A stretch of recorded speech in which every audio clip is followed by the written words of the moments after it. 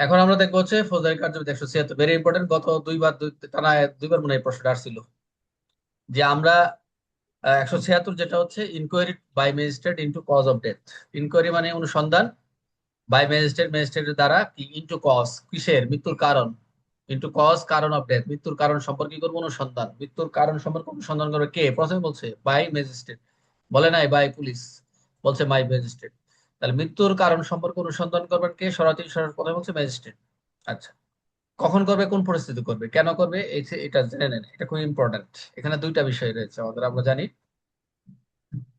এখানে কি একটা আসছে না দুইটা? আপনাদের বইয়ে দুইটা না, এখান থেকে এক প্রথম অংশ না আসছে? হ্যাঁ, দুইটা আসছে। একটা হচ্ছে আহ দ্বিতীয়টা হচ্ছে যে কবর থেকে লাশ উত্তোলন করার বিষয়টা। আরেকটা বিষয় হচ্ছে আমরা যেটা লাগাই 176 পিআরবি 302, 302 এর খ মেবি, সেটা হচ্ছে ডিটি অফিসারে থাকাকালীন যদি কোনো আহ, আহ, হাজতে বা আসামি যদি মারা যায় থাকে। এই প্রশ্নটা অনেক আসছে, এটা লিখেও দিছি, পুলিশের করে নিয়ে এসে একসাথে লিখে দিছি। জাস্ট ম্যাজিস্ট্রেটকে সহায়তা করা, ডিটি অফিসার হিসেবে কেউ যদি মারা যায়, আসামি মারা গেলে আপনি জিডিতে নোট দেবেন, ঊর্ধ্বতন কর্তৃপক্ষকে জানাবেন, ওসি কে জানাবেন। ওসি ঊর্ধ্বতন কর্তৃপক্ষ পুলিশ হওয়ার পর না, পুলিশ ওসি স্যার কি করবে, আপনি ডিসি হিসেবে সেটা কোঅর্ডিনেট করে রাখবেন, যেভাবে আছে লাশ সেভাবেই থাকবে। জাস্ট ম্যাজিস্ট্রেটকে, নির্বাহী ম্যাজিস্ট্রেটকে জানাবেন, উনি আসবেন, উনি এসে কি করবেন, উনি সুরতাল করবেন। সুরতাল তো করেন না আসলে, উনি করেন নিয়মিত, নিয়ম তো উনি করবেন, বাট ওসি স্যার অফিসার ইনচার্জকে উনি ওই ম্যাজিস্ট্রেট স্যারকে সহায়তা করেন যে এটা এটা এই অবস্থা। ও ম্যাজিস্ট্রেট সুরতাল করা শেষ, উনি স্বাক্ষর করবে, সাক্ষীতে সাক্ষ্য ওখানে যারা যারা উপস্থিত স্বাক্ষর টাক্ষর নিয়ে আবার কি করবে, নিয়ারেস্ট সদর হসপিটাল বা সদর যেটা আমরা করি কনস্টল মারফতে সদর হাসপাতালে প্রেরণ করবে। পরবর্তী যে লাশ প্রেরণ বা যে বিলি ব্যবস্থা বা নিষ্পত্তির ব্যবস্থা, সেটা আইনগত ব্যবস্থা করে দেওয়া হবে, এই আর কিছু না। এখানে আমরা যা দেখবো আসলে অনুসন্ধানটা কি একটু দেখে আসে। যদি কোনো ব্যক্তি পুলিশ হেফাজতে থাকা অবস্থায় মারা যায়, ভেরি ভেরি ইম্পর্টেন্ট কথা বলেছি, তবে নিকটস্থ, খুব নিকটস্থ ম্যাজিস্ট্রেটকে ইনকোয়েস্ট, মৃত্যুর তদন্ত পরিচালনা যিনি ক্ষমতাপ্রাপ্ত, অর্থাৎ সুরতহাল করা যিনি ক্ষমতাপ্রাপ্ত রয়েছেন, তিনি এটা কি করবেন, তিনি অবশ্যই মৃত্যুর কারণ অনুসন্ধানের জন্য তদন্ত করবেন বিষয়টা তদন্ত করবেন।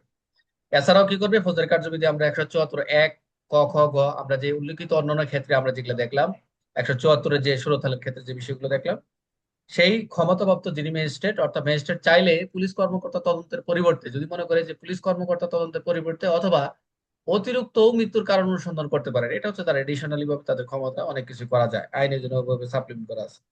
যদি ম্যাজিস্ট্রেট এই অনুসন্ধান করেন তাহলে তিনি তদন্ত পরিচালনার সময় যে সকল ক্ষমতা প্রয়োগ করতে পারবেন, তিনি যখন তদন্তগুলা অনুসন্ধান করবেন, তদন্ত পরিচালনার যে সকল ক্ষমতা প্রয়োগ করা রয়েছে, তিনি সেই পরিচালনার জন্য সময় ব্যবহার করবেন, এক কথায়। এ ধরনের অনুসন্ধান পরিচালনার সময় ম্যাজিস্ট্রেট যে সকল সাক্ষ্য গ্রহণ করবেন, মামলার পরিস্থিতি অনুযায়ী আইনে নির্ধারিত পদ্ধতি লিপিত করবে। অর্থাৎ ওরা এটাই বলছে যে আইনের যে বিধিবিধান রয়েছে, আইনের যে পদ্ধতি রয়েছে, আইনের যে সিস্টেম গুলো রয়েছে, অনুসরণ করার যে অনুসরণের বিষয়গুলো রয়েছে, তিনি এগুলো অনুসরণ করে চলবেন। তাহলে আমরা যদি দেখি যে পুলিশ হেফাজতে কোনো মারা গেলে মৃত্যুর কারণ সঙ্গে দায়িত্ব কার?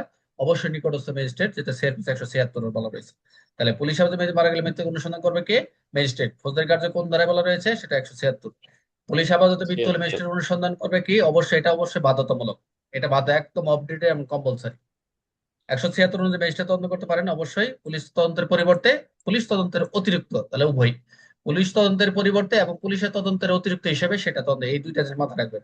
এটা হচ্ছে ওনার একটা তদন্তের পরিবর্তে পুলিশের তদন্ত এবং অতিরিক্ত তদন্ত, সরাসরি এই কথাটাই বলছে। ম্যাজিস্ট্রেট অনুসন্ধানের সময় কি ক্ষমতা প্রয়োগ করবে? অবশ্যই অপরাধ অনুসন্ধানের ক্ষমতা, যে অপরাধ যেভাবে অনুসন্ধান করার যে ক্ষমতা রয়েছে, ম্যাজিস্ট্রেটের সেই ক্ষমতা রয়েছে। তাহলে 176 কিসের সাথে সম্পর্কিত? আমরা 174-এ, এবং যেগুলো 174 1 2 3 4 যেগুলো 176-এ যেটা পাইলাম, ম্যাজিস্ট্রেট অনুসন্ধানকারী কি লিপিত করবেন? অবশ্যই সাক্ষ্য গ্রহণ করবেন। 174 অনুসারে ম্যাজিস্ট্রেট, 176 অনুসারে ম্যাজিস্ট্রেট অনুসন্ধানে কি বলা হয় সেটা বলে ইনকোয়েস্ট। পুলিশ হেফাজতে মৃত্যু হলে অনুসন্ধান ইনকোয়েস্ট। কি করবেন? ম্যাজিস্ট্রেট। আমরা উদাহরণ দেখলাম যে এক রহিম নামে একজন ব্যক্তি মামলায় গ্রেপ্তার হয়ে থানা হেফাজতে ছিল, রটার সে মারা যায়, তখন আইন অনুযায়ী ম্যাজিস্ট্রেট আসলো, অনুসন্ধান করবেন, তিনি সাক্ষ্যতে জবানবন্দি করবেন, প্রয়োজন ঘটনাস্থল পরিদর্শন করবেন। আরেকটু বিষয় এখানে এই ধারার সাথে কানেক্টিভিটি, যেটা হচ্ছে আমাদের ভেরি ইম্পর্টেন্ট, পরীক্ষা আসে। 176-2 যেটা বলছে কবর থেকে মৃতদেহ উত্তোলনের ক্ষমতা, পাওয়ার টু ডিসেন্টার ক্রপস। এই পাওয়ার টু ডিসেন্টার ক্রপসটা হচ্ছে এটাই যে কবর থেকে উত্তোলনের ক্ষমতা রয়েছে কার? একমাত্র ম্যাজিস্ট্রেটেরই। যদি ম্যাজিস্ট্রেট মনে করেন অনেকদিন ইতিমধ্যে কবরস্থ করা হয়েছে, লাস্ট দিয়ে দিছে দীর্ঘদিন কোনো একটা বিষয়ে, যখন কোনো ম্যাজিস্ট্রেট মনে করেন যে কোনো ব্যক্তি মৃত্যুর প্রকৃত ঘটনার উদ্ঘটনের জন্য ইতিমধ্যে দাফন করা হয়েছে, সমাহিত করা হয়েছে, ক্রিমেশন যেটা বলি, পরীক্ষা করা, মৃতদেহ পরীক্ষা করা প্রয়োজন, তখন তিনি মৃতদেহটি কবর থেকে উত্তোলন ডিসইন্টার করার নির্দেশ দিতে পারেন, তা পরীক্ষা করাতে পারেন। আই রিপিট, যদি কাউকে ইতিমধ্যে দাফন করা হয়ে থাকে, মৃতদেহ পরীক্ষা করা প্রয়োজন, তিনি মৃতদেহ কবর থেকে উত্তোলন ডিসইন্টার করার নির্দেশ দিতে পারেন অথবা পরীক্ষা করাতে পারেন। তাহলে প্রশ্ন হচ্ছে, কবর থেকে মৃতদেহ উত্তোলন ক্ষমতা কার রয়েছে? যেটা ম্যাজিস্ট্রেটের সিআরপিসি 176-এর 2 উপধারা। বাস, কবর থেকে উত্তোলন ক্ষমতা কার? ম্যাজিস্ট্রেট। তাহলে আমরা কি শিখলাম? যখন কোনো ম্যাজিস্ট্রেট মনে করেন মৃতদের প্রকৃত কারণ উদ্ঘাটনের জন্য, প্রশ্ন আসতে পারে যে কখন কবর থেকে লাশ উত্তোলন করা হয় এবং কেন করা হয়। এই কবর থেকে লাশ উত্তোলনের পদ্ধতিটা কি পরীক্ষায় আসছিল আপনার এসএ থেকে সাব ইন্সপেক্টর সব পরীক্ষায়। তাহলে মৃতদেহ কবর থেকে উত্তোলন ক্ষমতা রয়েছে 176-2। উদ্দেশ্যটা কি? মৃত্যুর কারণ নির্ণয়। খেয়াল রাখবেন, উদ্দেশ্য খেয়াল থাকলে আমরা পারবেন। এখানে যা যা আছে একটু আগে বললাম, এই আর কিছু না। 176 পর্যায়ে কখন মৃতদেহ দাফন করা হয়েছে। 176 উদ্দেশ্য হচ্ছে মৃত্যুর কারণ জানা। মৃতদেহের উত্তোলনকে ইংরেজিতে কি বলা হয়? ডিসইন্টার। ডিসইন্টার আর কি। দেখো এখানে আমার ইংরেজি কই না, ইংরেজি পেস লাগবে। ধরা যাক করিম নামের এক ব্যক্তি হঠাৎ মারা গেছে, পরিবার তাকে দাফন করে দিয়েছে, পরে সন্দেহ হয় যে তাকে বিষ প্রয়োগ হত্যা করেছে। এখন এই অবস্থায় ম্যাজিস্ট্রেট 176 ধরে নিয়ে যেতে পারেন, কবর থেকে মৃত উত্তোলন করা হবে, ডাক্তার দ্বারা ময়নাত পোস্টমর্টম করা হবে, তার প্রকৃত কারণ নির্ধারণ করবে। এখানে এই যে মৃতদেহের প্রেরণ করার এই লাশ উত্তোলন করার পদ্ধতিটা, এটা আমরা 302-এর খতে আমরা একটু দেখবো। ওখানে ইয়েতে এদিকেও আছে যে কে কে উপস্থিত থাকবে, কারা কারা সাথে যাবে, ম্যাজিস্ট্রেট থাকবে, ডাক্তার থাকবে, কারাগার থাকবে, হ্যাঁ পুলিশ থাকবে। এগুলো একটু খেয়াল রাখবে, এগুলো পড়লেই হয়ে যাবে। তাহলে আমাদের মোটামুটি 42 থেকে 176 পর্যন্ত মূল যে সেকশন, পুলিশের যে মূল পরীক্ষা আসার মতো পরীক্ষার যে প্রশ্ন আপনাদের আলোচনা করে ফেলছি। মোটামুটি কার্যবিধি শেষ, বলা চলে যে কার্যবিধি আলোচনা শেষ।